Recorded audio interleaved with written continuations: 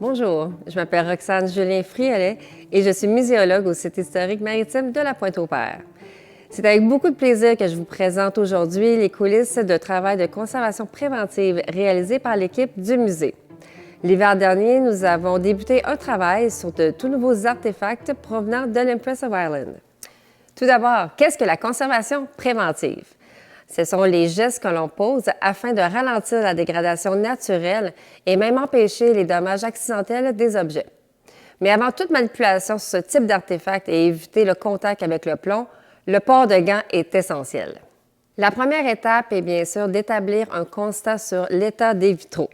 Et je peux vous confirmer que l'équipe du musée a examiné de très près ces deux belles pièces.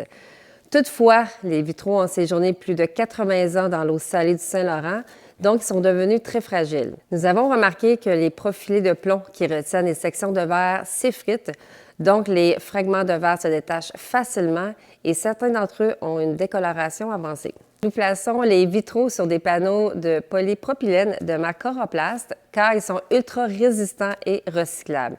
Ils sont très souvent utilisés dans les milieux muséaux et archivistiques car ils résistent à de basses températures et n'absorbent pas l'humidité.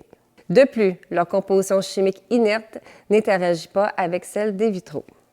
Nous plaçons également du papier de soie sur les vitraux car celui-ci n'altère pas les objets. Ensuite, nous plaçons le tout dans des bacs transparents afin de bien garder les vitraux à l'œil et nous les rangeons dans la réserve du musée où l'environnement, notamment l'environnement lumineux, est contrôlé. L'ennemi numéro 1 pour les vitraux, c'est l'humidité.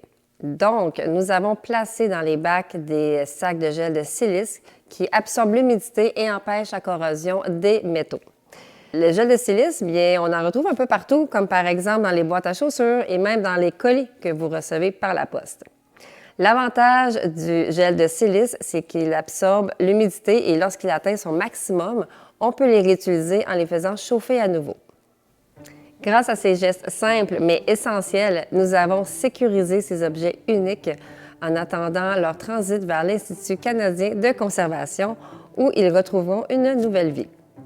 Merci pour votre attention et restez connectés à nos réseaux pour suivre leur transformation.